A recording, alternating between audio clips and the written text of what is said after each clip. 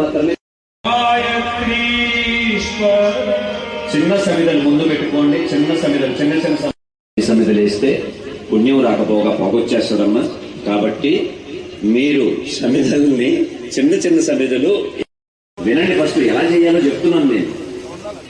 మంత్రం ద్వారా వెలిగించాలి. 3 కర్పూరం బిళ్ళలు వేసుకుని వెలిగించి చేయడానికి అగ్నిలో వేయమాకలి.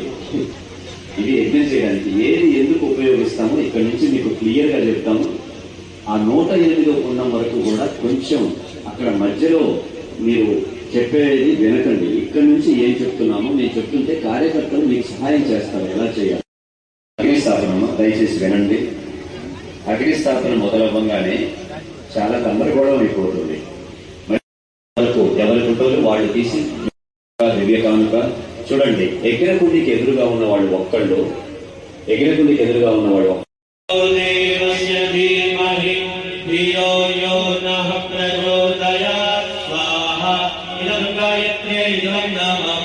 ఓం భూర్భువః స్వః